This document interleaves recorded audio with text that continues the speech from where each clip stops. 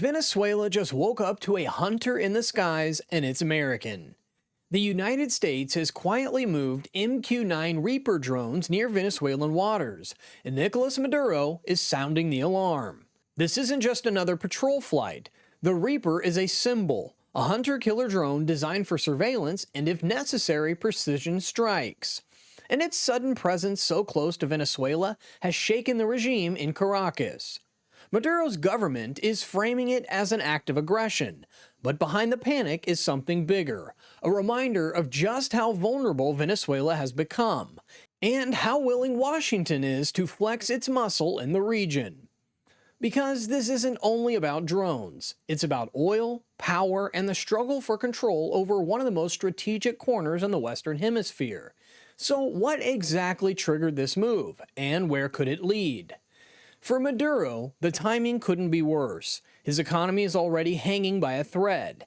Inflation has eaten away at the bolivar, oil production has collapsed compared to peak years, and US sanctions have cut off much of his access to global markets. Even with lifelines from Russia, China, and Iran, Venezuela is still struggling to keep basic services running. That's why the sudden appearance of US Reaper drones near Venezuelan waters feels so threatening to Caracas. It's not just the hardware in the sky, it's the message behind it. Washington is reminding Maduro that it can watch every move his regime makes, from oil shipments leaving port to military vessels shadowing US patrols. And inside Venezuela, that reminder hits hard. Maduro's government is already facing deep mistrust at home, with opposition groups waiting for any sign of weakness. The drones may never fire a missile, but their presence alone is enough to unsettle a leader who knows his grip on power is fragile. So why now? Why did Washington decide to move MQ-9 Reapers so close to Venezuelan waters? Publicly, US officials frame it as part of routine security operations. The Caribbean has long been a hotbed for smuggling, drug trafficking, and illegal shipments tied to criminal networks. On paper, drones give the Pentagon the ability to monitor vast stretches of sea and track suspicious vessels without risking American pilots. That explanation checks out, but it doesn't tell the whole story. Because these drones aren't just eyes in the sky. They are a warning shot without a single bullet fired. The Reaper's presence signals to Maduro that Washington hasn't forgotten about Venezuela, even as the world's attention shifts to other global crises. It's a reminder that the US can reach deep into his backyard, whether the target is a smuggling boat or a naval patrol vessel.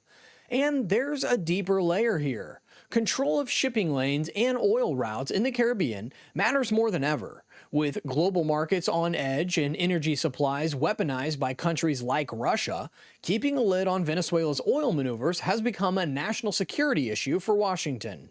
The Reapers aren't just patrolling, they're sending a message. The US is watching, and it's ready to act. The ripple effects of those drones extend well beyond Venezuela's coastline.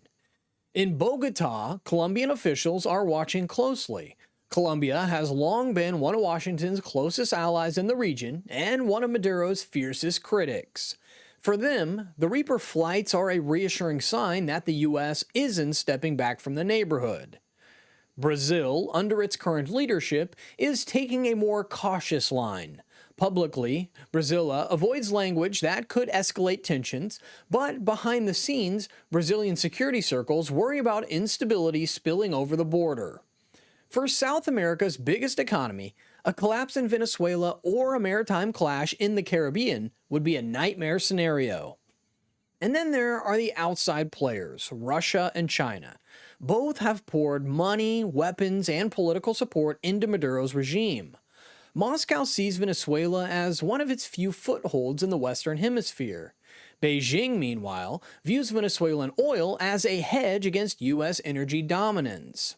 Neither is likely to sit quietly if US drones start shaping events near Caracas. That's why this drone deployment, while small on the surface, carries outsized weight. To Washington, it's a show of presence. To Venezuela, it's a warning. But to the wider world, it's another flashpoint in the ongoing contest between great powers, now playing out in Latin American waters. The real danger here isn't the drones themselves, it's what happens if someone decides to test them.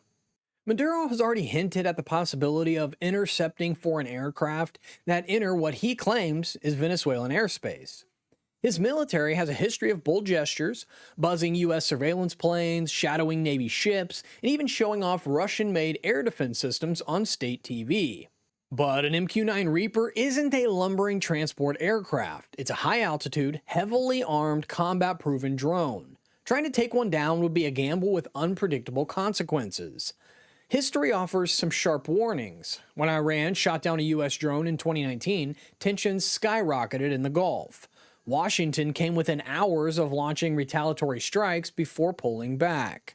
A similar move by Venezuela could trigger a crisis the Maduro regime is not prepared to handle. Unlike Iran, Caracas doesn't have the same level of military backing or strategic depth. A miscalculation at sea could isolate Venezuela further and invite a swift US response. And that's exactly what makes this so dangerous. For Maduro, shooting at a drone might look like strength in the front of domestic audiences. For Washington, it would be viewed as an act of escalation, and once that line is crossed, it's difficult to walk it back. That's the razor's edge this situation is sitting on. The drones don't have to fire a single missile to change the balance of power. All it takes is one misstep, one radar lock, one overconfident pilot, and a regional standoff could become an international crisis overnight. Strip away the headlines and the panic, and this standoff comes down to one thing: resources.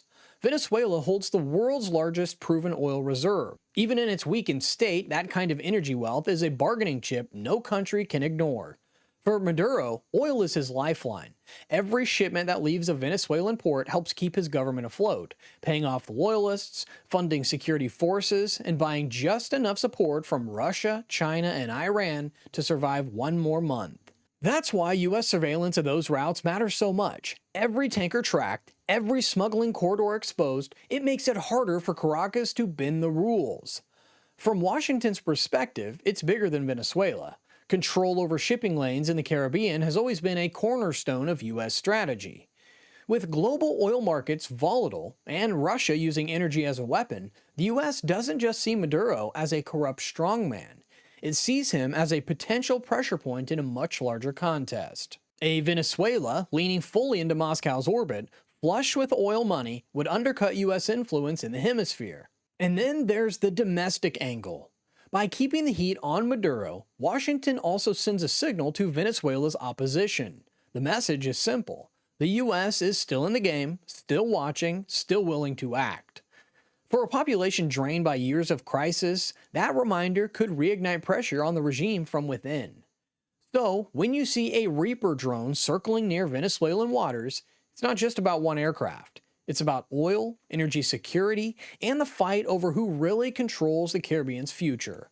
At the end of the day, Maduro's panic isn't just about drones in the sky. It's about what they represent.